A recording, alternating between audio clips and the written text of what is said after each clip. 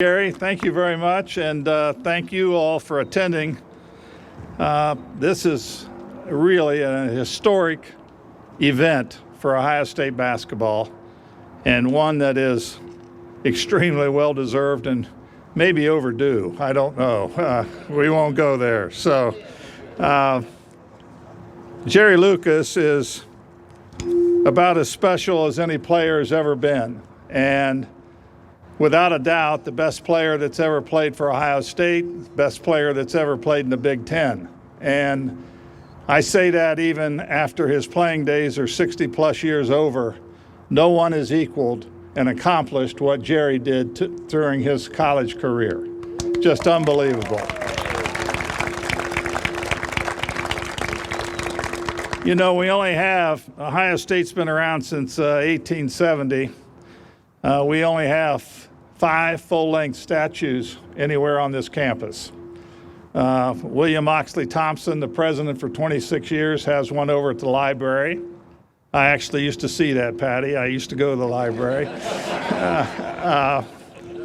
Woody Hayes has one over at the athletic facility, which is commonly now called the Woody. Arch Griffin, right here, has one in front of the stadium. And, of course, the great Jesse Owens has one in front of his own stadium. So, and today we will add a 5th when we unveil the Jerry Lucas statue, which is great.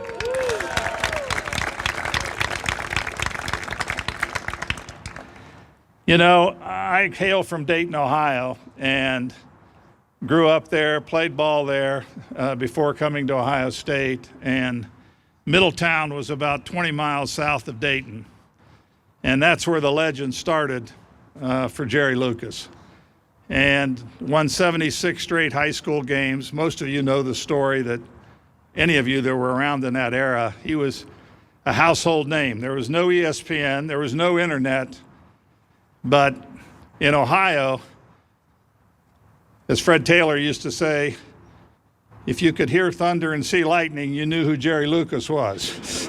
And there's a lot of truth to that.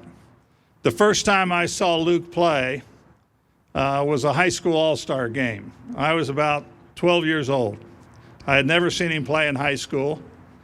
There were 4 starters on the Ohio All-Stars. Mel Knoll was one, Jerry Lucas, John Havlicek, and I think Gerhardt was the 4th starter that was all headed to Ohio State. The 5th starter was a guy named Bud Olson, who went to my high school, Dayton Belmont, and went off to play at Louisville, and then was a teammate of Jerry's on the Cincinnati Royals. So as this game progressed, Ohio is beating the Kentucky All-Stars pretty handily. And there's a jump ball situation. And in that era, we didn't have the alternating possession. You actually jumped it up to the closest circle, and it was to the free throw line at the Ohio end. And Jerry was jumping against the kid that ended up going to Western Kentucky for the Kentucky All-Stars named Harry Todd. And Harry Todd was about 6 feet 8 inches tall. And the ref threw the ball up, and Luke, as opposed to tipping to one of his 4 teammates, he's at the free throw line, he tipped it in the basket. I'm only 12 years old. I said, that guy's pretty good. I've never seen it done since. No one ever saw it done before, and I don't know if Luke ever tried it again, but he's 1 for 1. A heck of a play. You know most of his career. A lot of it will be documented here today, but first guy in, oops. I know enough about him. I don't need that. So he's the first guy in the history of the game to win a high school state championship, a national college championship, an Olympic gold medal, and an NBA championship. Only done by one person. He was the first to do it.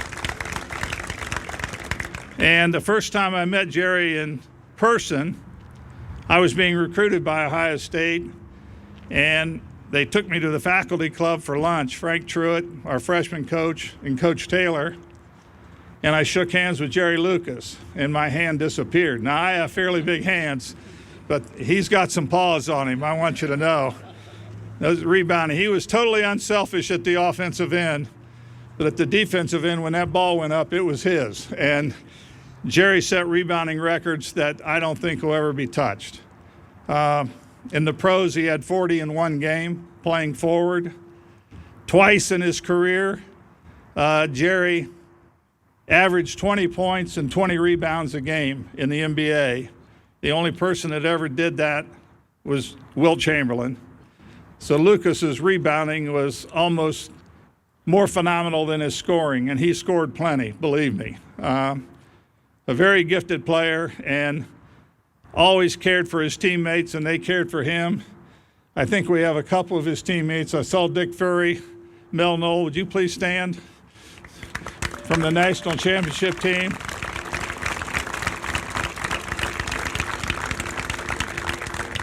And if any of the other former players are here from any era, please stand or put your hand up in the air. So,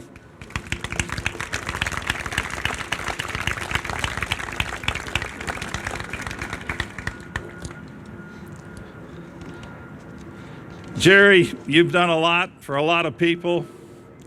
You set the bar very high for all of us. No one's ever quite gotten there, but what you did was absolutely amazing. And to celebrate your special day, we have some very special guests here with us. First up would be Governor Mike DeWine, who's been in public service for 40 years and 6 years as our governor. Yeah, 40 years, I had to mention it. Come on up, Mike. Thank you very much. It's on the stage. Up. Yeah.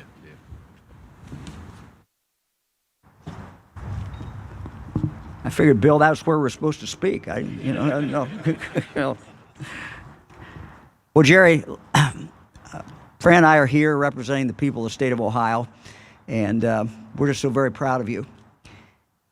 Throughout your career, whether it was with the Middies and Middletown, whether you started there on Ohio State, then the Olympics, amazing, and then of course the NBA with your career there, you've always made us proud.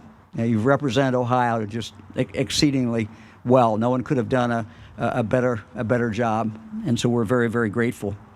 But I'm also here as a fan. If I can be a fan, I can be a fan. I'm a fan. I'm still a fan. So Fran and I were in junior high school, and we lived in Yellow Springs, grew up in Yellow Springs, which is near Dayton. We watched Dayton TV every night. Every night on the sports, it was Jerry Lucas. And most of you weren't alive then, but you never saw high school basketball on TV until the Middletown Middies came along and Jerry Lucas.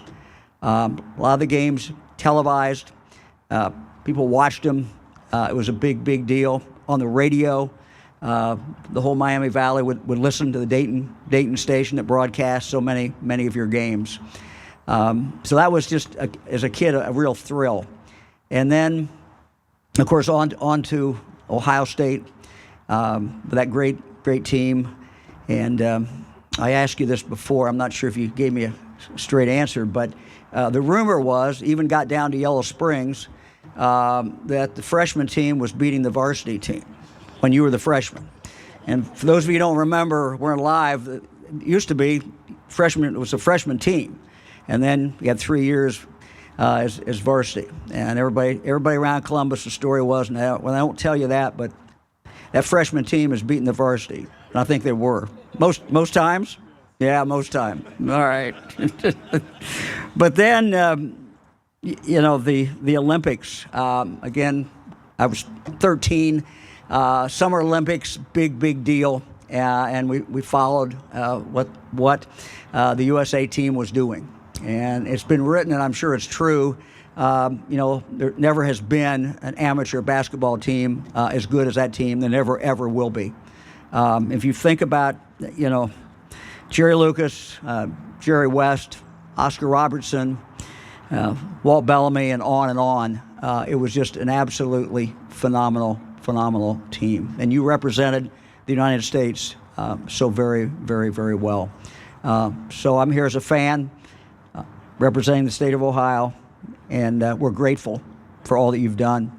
And it was a real fun to get to meet you a couple years ago. Our friend Steve Evans introduced us down in Gallia County, and I appreciated that time together very, very much. Thank you.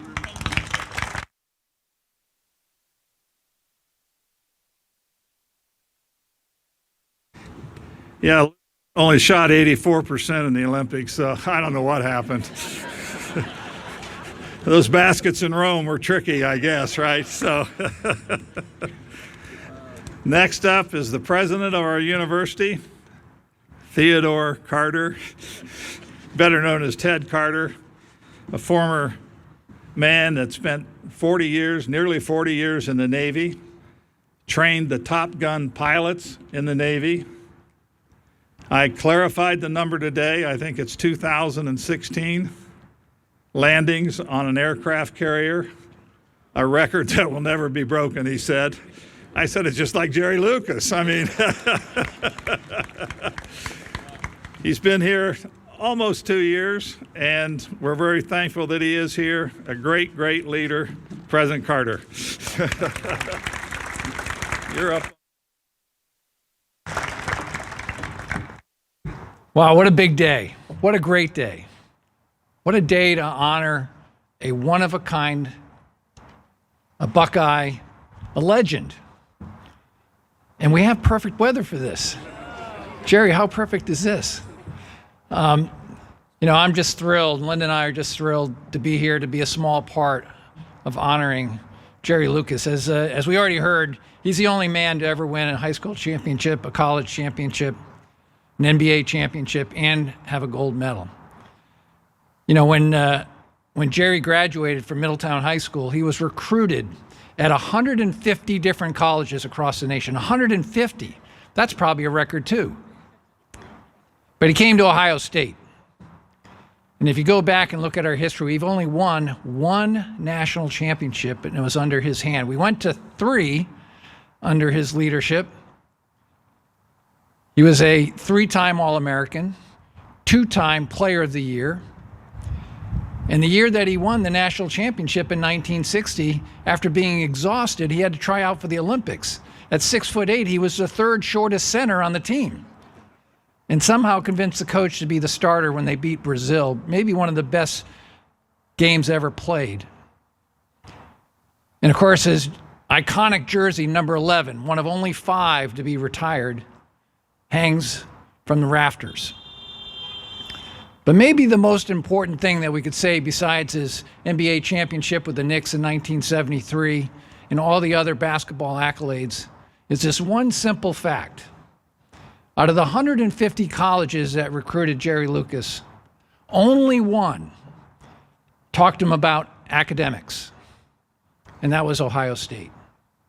And he was known to say that's why he came to Ohio State. It wasn't just because he was Ohio born and bred and played here, because he cared about academics.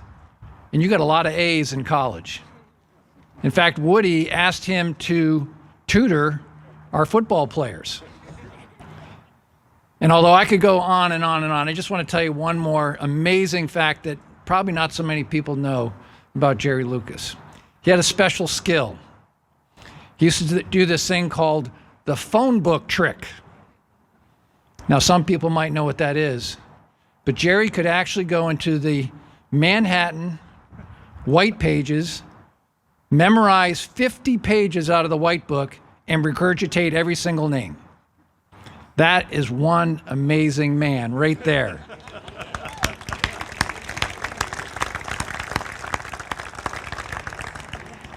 Jerry, on behalf of all of us here at The Ohio State University, our 630,000 living alumni, the millions of fans who have adored you all of their lives, we just want to say thank you. Thank you for your constant pursuit of excellence and all that you have achieved. Go Bucks!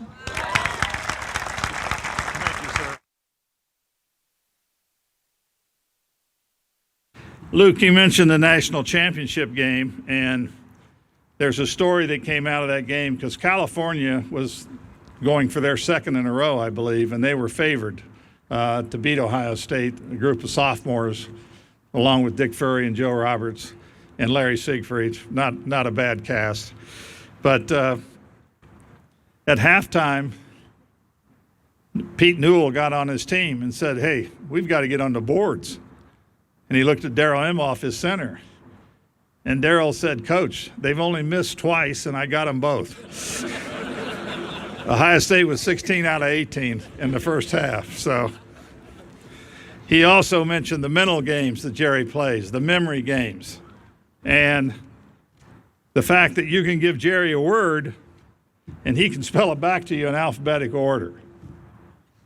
Now, my teammate that also was one of his teammates, Bill Bradley on the Knicks, always asked me, "Jerry, what's Jerry going to do with that in later life?"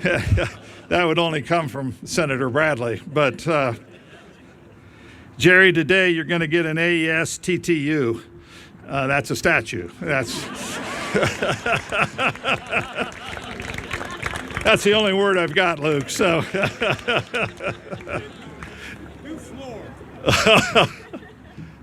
Huh?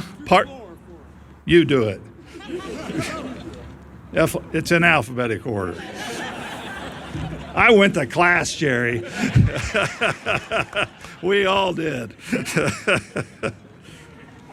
Next up, our athletic director. Been here almost 18 months.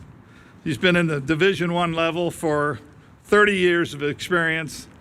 He's the athletic director of Ohio State that oversees the largest comprehensive athletic department in the country, with an annual budget of $300 million. Ross Bjork.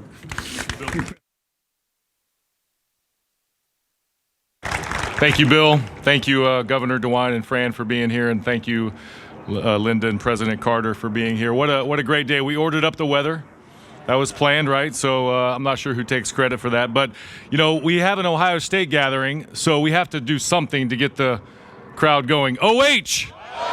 Okay, now we're talking. Game weekend in many of our sports. So this is a very special day for The Ohio State University, Ohio State Athletics, and especially our basketball program, and really for all of our fans and our donors who love this great university. Today we really gather to celebrate one of the greatest athletes, but also one of the finest ambassadors ever to wear the scarlet and gray, Mr. Jerry Lucas. I had a chance to meet Jerry my very first day in town, March 2nd of last year, against our rival. We were playing our rival here at the Schott, and I had a chance to meet Jerry that day. That was very special. My mom grew up in Northwest Ohio and always talked about Jerry Lucas. And so to be able to meet you that day, that was really, really cool. There's a lot of people that made today possible, and I know Alan will get up here and talk about some, but on behalf of the athletic department, I want to make sure we acknowledge the steering committee. Alan Stockmeister, Gary Schottenstein, right? Bill Hoskett, Bob Peterson, Bruce Peterson, Bill Lewis, and Ryan White. Would you guys at least wave or stand? This, this vision, Alan brought this to us last fall, somewhere in there, right after I just started. He's like, "Hey, I know you just started. You probably don't know anything about building statues on campus, but I got this idea." And I said, "Talk to Mike Pinner." Mike Pinner can get this done, but I really want to thank all the donors who made this possible. If anyone donated, would you please raise your hand as well? We want to thank the donors who made this possible. Absolutely. I know Bill did it, but one of the things I've really, really been impressed with, and Coach Diebler is continuing this, is the brotherhood of Buckeye basketball.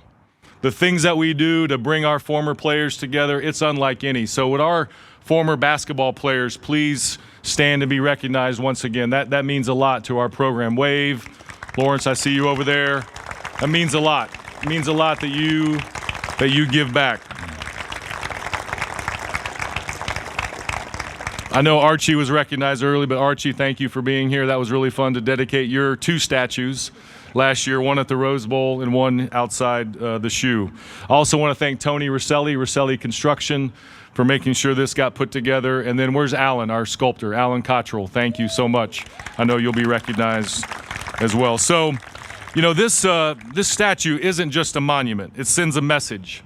It tells everyone who walks through these doors that greatness lives here, and that the people, the tradition, the excellence are core values that will never run out of time. We know about Jerry's accomplishments: 3 straight NCAA championship games, of course, the 1960 national champion. He came here with tremendous expectations, being a high school phenom coming out of Middletown, Ohio. Tremendous expectations. The stories around Jerry are legendary. Those that watched him play recall he had this intelligence, right? This athletic grace. He knew where the ball was on the court. He could go get a rebound before anybody else knew where that ball was headed. He made the hard look easy. And he did it with a quiet confidence that defines what it means to be a Buckeye. But we know his success didn't stop there. Olympic gold, NBA All-Star, NBA championship, Naismith Memorial Basketball Hall of Fame inductee. We'll let the helicopter go by. So back to those expectations. He delivered on every single one of those expectations. Jerry is the ultimate champion. That's what we honor today. Not just the athlete, but the example that can and will inspire every young player who dreams of putting on that Buckeye jersey. It reminds us that greatness is born of preparation, discipline, and the love for something bigger than yourself. We are proud to say that Jerry's legacy continues to guide our program. His standard of excellence sets the tone for what we expect, not only in basketball, but across all of Ohio State athletics, those 36 sports that you mentioned. So to Jerry, the Lucas family, on behalf of Ohio State athletics, our coaches, student athletes, staff, and fans, thank you. Thank you for what you've accomplished, for how you represented this university, the pride that you brought to generations of Buckeyes. May this statue be a permanent reminder that firm friendship and greatness that is built here will last forever. Congratulations, Jerry, and go Buckeyes.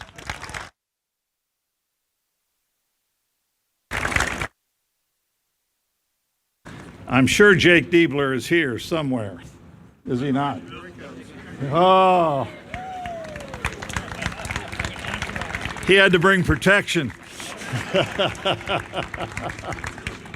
Hey, I just want to thank you for talking long enough for us to finish practice. Not a problem. A guy that won the state championship right in this building when he was in high school playing for his father, and also played with his brother who could shoot it just a little bit. The head coach of the Buckeyes, of these characters we see behind us, Mr. Jake Diebler.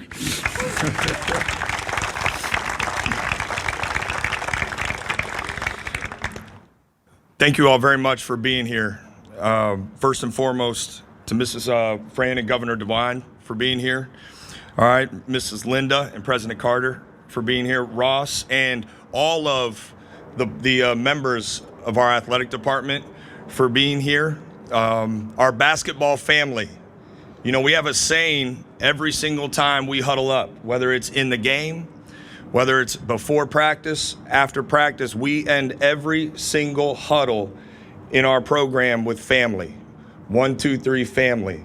And what a great representation of how strong that family is with our former players here today. And I'm gonna piggyback off of Ross. If you guys seriously, please, because you know what you mean to us, what you mean to these guys, what you mean to me, will you please stand one more time so we can acknowledge you and what you mean to our program. I see some of you guys. Stand up, please.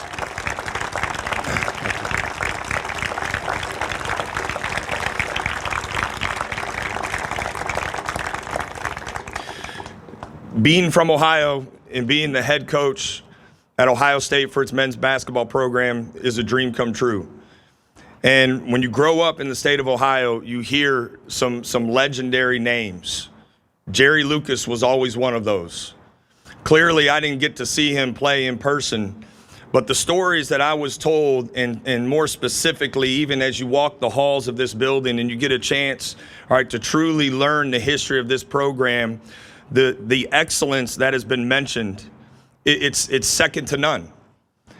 As a young boy growing up in Northwest Ohio, you knew the name Jerry Lucas. Clearly, we were different types of players. He was known for his hook shot and his rebounding. Not so much for me. But you did know that when it came down to, you know, what it means to be a champion, you were taught at an early age that Jerry Lucas embodied that. When you think of Ohio State basketball and you think of its pinnacle and the standard that has been set, it's because of Jerry Lucas and his teammates as to why we have that standard. We talk a lot about in our program about meeting the standard, and certainly there's a requirement of that on the court, and we don't shy away from that. But there's also a standard of excellence as a person that we work very hard on helping develop with the young men in our program, and we recruit to bringing guys in who embody what it means to be not only a great basketball player, but a great individual, a great future husband, future father, future leader, and future man. And Jerry is not the only former player we have that embodies that, but certainly helped pave the way for so many of us to come in and have unbelievable tradition, unbelievable facilities, something to work towards every single time we take the court.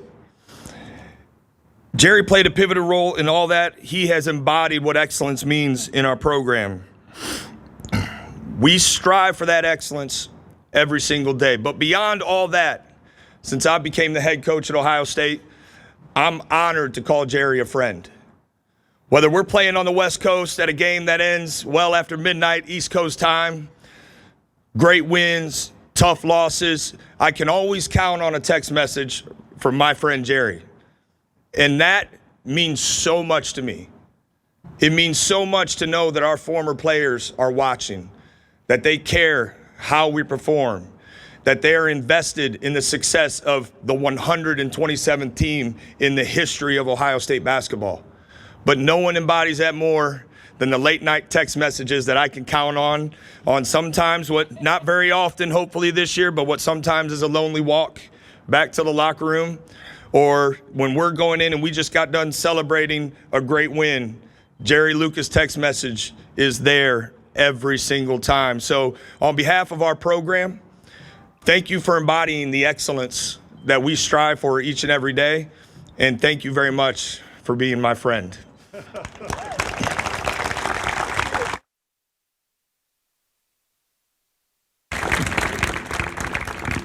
Thank you, Coach. And all you guys, great seeing you. Good luck Sunday.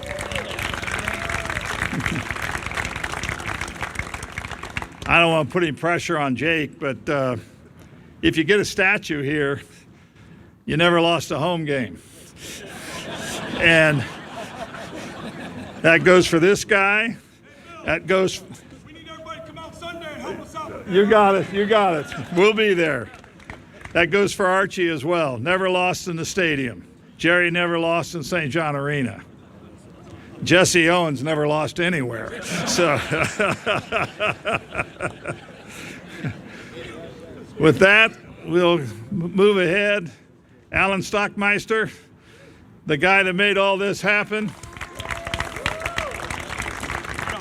The king of Jackson, Ohio. And just a former board member just recently after his 9-year term. Great businessman, great leader, and a guy that had the vision, along with Bruce, to get this thing started and make it happen. Thank you, Alan. Susan, did you pay attention to that? No, I want to begin by acknowledging our committee. A lot of the things I was going to say has already been said, and I can repeat a lot of it, but for the sake of time and pictures and all the celebration afterwards, I'll just move along. But I want to recognize Bill Hoskett, of course, Bob Peterson, come on, Bob, Bruce Peterson, Gary Schottenstein, Bill Lewis, I saw Bill standing way over there, and Ryan Wright. Please stand. So these guys are the people that we met with time after time, raising money, doing everything it took to get this accomplished. For those committee members, it was a labor of love. Love for the university, love for our sport, love for a great athlete, but also love for the man himself. For those of you who do not know Jerry, we call him Dr. Memory. He is probably one of the smartest individuals you will ever encounter. He's got a brilliant mind. He's a man of great faith. a father that his children describe as the best father a child could ever have. And yet, with all, and of course, his greatness on the court, but with all those being said, he is humble and grateful. Good man. For the donors, would you all stand? Because you made this possible.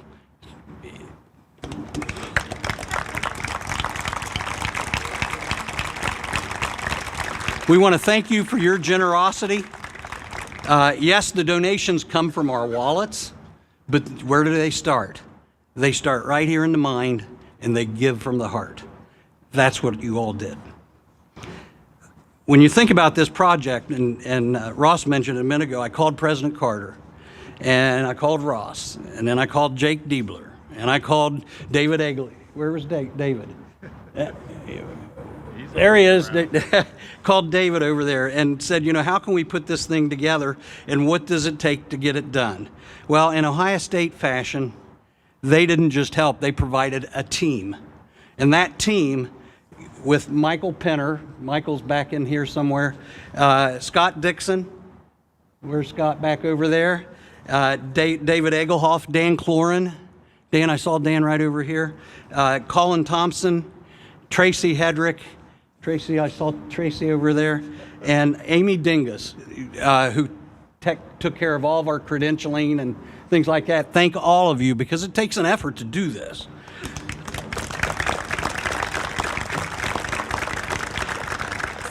And the other part of this is yes, we want to recognize the man, but we also had other reasons. We wanted to highlight our basketball program.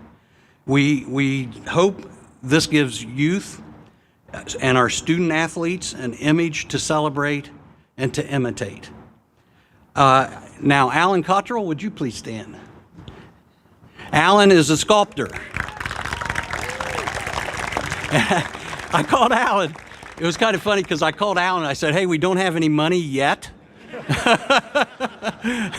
But we need money, so we're going to get you some money. Can you please start? So Ryan and I made the trek up to Alan's place up in Zanesville, and we were able to sit down with the man, no hesitation whatsoever. Actually, Susan and I was in Florida for a little bit, and we called him from there many times. I was just giving him an update. Hey, we made it. We got $5,000. Now we got 10. So we had a goal to get to, and we did. We not only did we get there, we surpassed it. So that was real. That's a tribute to all of us standing here. So anyhow, I just would like to introduce a couple of Jerry's intimate guests, special guests, his wife, Sherry. Sherry, would you stand? Okay, and his children. Let's start with Matt Lucas, Jeff Lucas, Julie, where's Julie? Kanan, right here, and the small guy in the family at 6'10", JJ. So Jerry and family, we thank you for your contributions to the university and to this basketball program.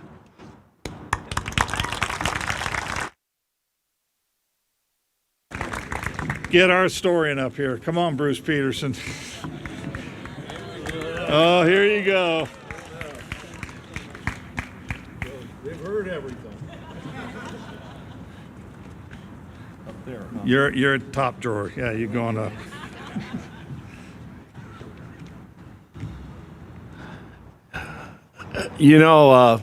Everything has been said has been wonderful, but you know what?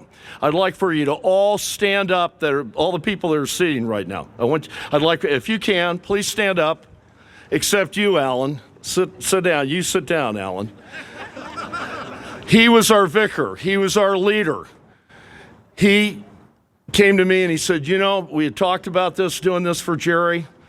And he said, we're going to get it done. And in life, there are a lot of people that talk, but he was a doer. And he got this done. And so he deserves a standing ovation and applause from all of us.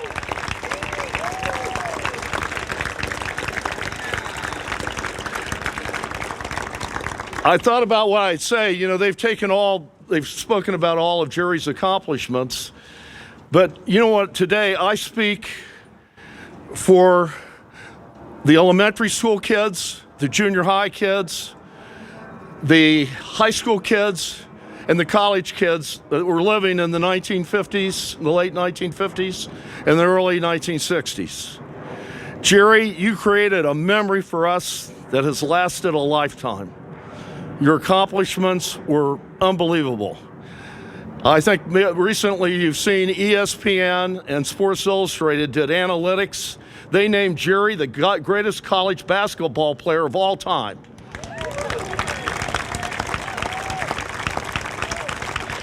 I can remember going to the first game against Wake Forest on December 1st, 1959. We were behind at halftime. Came back and won 77-69. I'm 10 years old, and I'm walking out, and this guy goes, well, he only scored 16 points. The guy behind him said, yeah, but he had 28 rebounds. But I want to tell you about a special day, March 21st, 1960. It's midnight. Back then, the tournament was played on a Friday night and a Saturday night. The Ohio State-Cal game, and again, as been pointed out, Cal was defending national champion. They were playing in their backyard at the Cal Palace in San Francisco. And everybody just thought this was a knockover. They're going to beat this younger Ohio State team that had traveled all the way to California.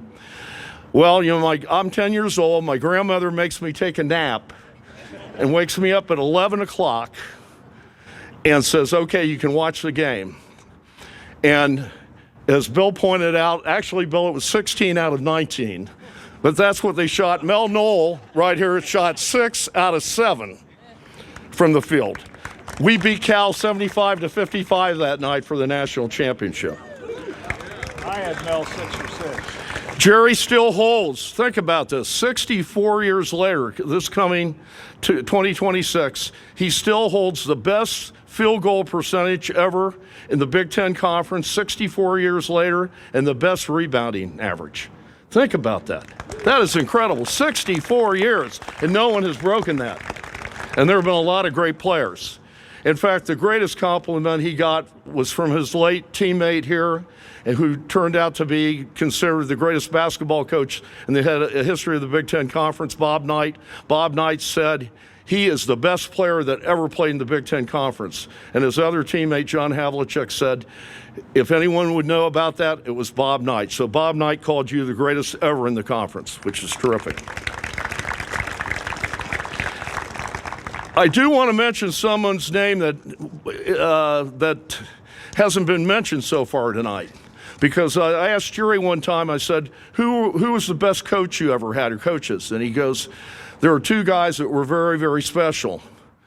And that was his coach here, Fred Taylor, who won 7 Big Ten championships, 4 Final Fours. And his family's here today because I think Jana, are you out here? Jana, Dave Rohrer, rest of your family members, would you please stand? Fred's family, please stand.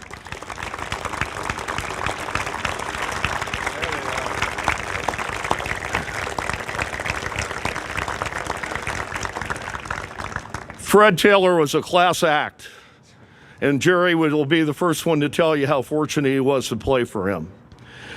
Jerry also was the first person ever named by Sports Illustrated as Athlete of the Year, first collegiate athlete that was ever named in December of 1961. He was on the cover of Sports Illustrated. He, to me, is just a wonderful person, and Mel Knoll, his teammate, once told me they played against each other in high school. And they went down to Mill. They never come up here to play at Columbus East, did they? You had to go down to play the middies down there. But Mel told me, he said, you know, I didn't know how he would be as a teammate because he was such a superstar in high school. And I was wondering how it would be. You know, they were in the same class. But he said, you know, he was the most unselfish teammate that he ever played with. Here, this 3-time All-American, 2-time National Player of the Year. And very similar to you, Archie, they just didn't have a Naismith or a Wooden Award back then, or he would have won those awards like you won 2 Heismans. So, Jerry, we're very blessed. I have a great honor of introducing you to come up here and speak to everybody. Come on up. No.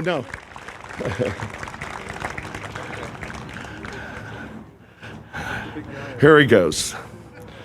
But Jerry, we love you. Buckeye Nation loves you.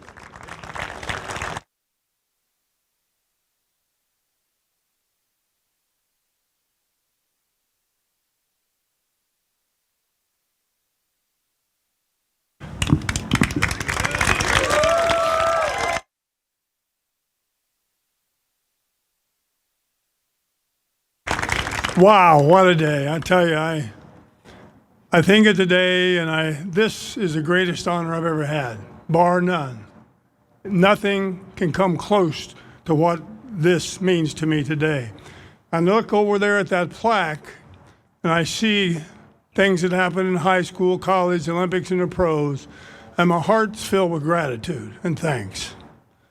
I first of all think of my parents, Mark and Jean Lucas, and my brother Roy. They loved me and knew me before I became Jerry Lucas, the basketball player. And I appreciate that so very, very much. You know, and as my life went on, I want to talk about 3 pursuits in my life today briefly. And I think you'll discover and understand why. As a young boy, I had an incredibly active mind, unbelievably active mind. When I learned to count, I counted everything I saw. I mean everything. A number of pieces of glass on a chandelier, bricks on a wall, paint strips in highways, cracks in sidewalks. The governor you'll be glad to know that there are 132 paint strips in every mile on the highways in Ohio. So I counted everything I saw. Later, when I learned to spell, I began to spell every word I ever saw in alphabetical order. It's been mentioned here today. And just to keep my mind active and busy, my mind had to do something. The Ohio State University, EHTHIOO-AESTT-AIINRSTUVY. I'm glad you found out how to do that. So my mind was always active, always busy. And the two pursuits in my life that I followed my entire life began in the 4th grade. I began to play basketball as a 4th grader at Sherman Grade School, and there's a friend of mine here today who I started kindergarten with. Yeah, I've only known him 80 years. But I began to play basketball as a 4th grader at Sherman Grade School in Middletown. I was on the 6th grade team. I was tall. I wasn't a very good player, but I loved the game. And I began to work very, very hard, starting that next summer, using my mind in unique ways. I began to work 12 to 15 hours every day to pursue becoming as good a basketball player as I can. And I was always wanted to be part of a team. You know, a team is a team. It's not an individual. And that was very, very important to me. So I worked hard. I was able to accomplish certain things as a basketball player. But also the same year in the 4th grade, something started that I pursued my entire life and still am pursuing today. Our teacher came in one day and she said, "Today, class, I'm going to teach you how to remember the names of the Great Lakes by seeing a picture in your mind." That was the first and last time a teacher or a professor ever taught me anything using a picture because they didn't know how. But here's what she said: imagine the Great Lakes in your mind and see homes floating all over the Great Lakes. And she said, here's the reason why. Homes is spelled H-O-M-E-S. And those are the beginning letters of the 5 Great Lakes: Huron, Ontario, Michigan, Erie, and Superior. I thought to myself, I'll never forget that as long as I live. You know? And then the next thought that went through my mind was the beginning, for me, of a lifetime of work. I thought to myself, what if I could picture everything I needed to learn? And the game was on, believe me. And I followed that pursuit for my entire lifetime. I'm still following it today. And then, you know, as I said, these memories are great, but that is to me, far more important than anything I ever did as a basketball player, because I know how much it can help people. The other great thing that happened in my life happened the year I retired from professional basketball. I had a friend in New York where I was playing with the New York Knicks. We had just won the World Championship. And he came to me one day and he started to talk to me and he said, "Have you ever read the Bible?" I said, "No, I've never read one word of the Bible." He said, "If I gave you a Bible, would you start to read it?" I said, "Absolutely," and he did. And I began to read that Bible, and the pursuit that I had had in so many other things the same way. And as I read more and more and more, it touched me very, very deeply. And I read that you shall know the truth, and the truth shall set you free. I thought, what is the truth? If I'm going to be set free, what is the truth? And Jesus said, "I am the way, the truth, and the life. No one comes to the Father but through me." And I realized that I needed to know who that man was. I needed to know as much as possible as I could about him. And I retired from professional basketball to find out what God wanted me to do with my life. The next year, I studied 8 hours a day, 6 days a week. I studied the Bible and I memorized the entire New Testament. It made a remarkable, remarkable difference in my life. And I prayed every day that the Holy Spirit would lead me and guide me into what I should do with my talents. And I realized what they were and I began to do them. It was for education, make a difference in education. And I began to pursue it with just as hard as I possibly could. And one of the things that I began to do was think about literacy. And we have a terrible problem with literacy in our nation and our country today, which can be solved, and which I believe I have solved. But as I went into classrooms, talked to hundreds of teachers, I read 400 textbooks in 2 years. The most boring thing I've ever done in my life. But I wanted to make sure I didn't overlook any rules or anything. And so as I worked and I learned, I'd go into classrooms, and if you've ever been in a kindergarten or first grade classroom, you see the letters of the alphabet around the top of the room, don't you? Then you see pictures underneath them, apple, ball, cat, dog. Totally wrong. What do those words say? They say abacada. We're not trying to teach them the abacadas, folks. We're trying to teach them the ABCs. In my opinion, the picture under the letter A should say A, and it should look exactly like the letter A character that would do that. And I began to work diligently. And people don't know, someday they will, there are only 3 things a letter can do in the English alphabet. That's it.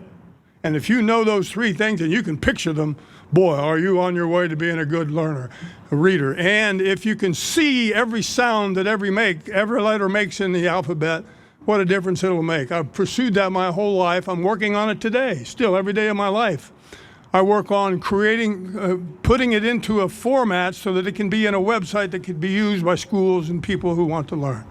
So those really have been the pursuits of my lifetime. I am so thankful and grateful. As I've told Alan so many times, when I heard this, my heart was touched so deeply. And I am so thankful and grateful to be here today. I'm glad that God gave me the strength to be here today. And I'm not finished. I'm not finished. There's more to do, and I'm going to get it done. I wish I had more help, but I don't. Can't avail myself to get that, but I'm going to get it done, and it's going to make a tremendous difference. I thank all of my family for being here, all of my friends. I see so many familiar faces. I thank you for being here. It's a tremendous, tremendous honor for me. I will never, ever forget it, and I have a pretty good memory. And I'll never, ever forget you, too. Thank you so very, very much.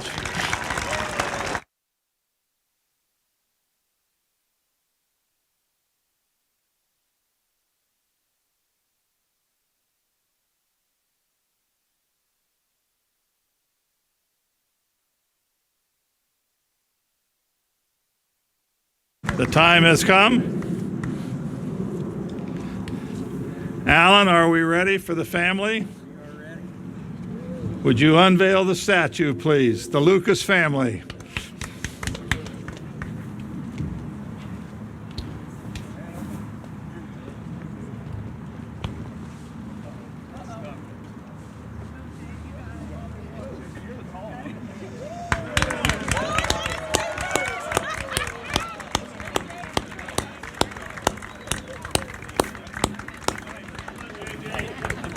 He's the one that cuts the Mets down. It's on his fingers. Stuck on the fingers. Oh, Jay, you're so close. Oh, wait, here. I've broken too many things.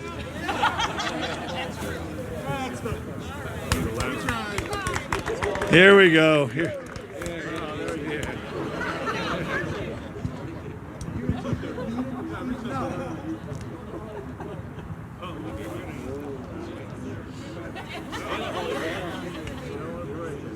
Oh my. Just use the cane. Just use the cane. Somebody's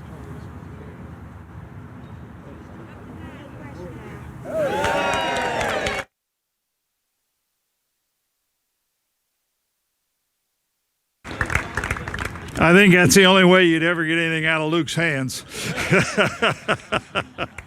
Congratulations, Jerry, and thank you one and all for being here. We appreciate it.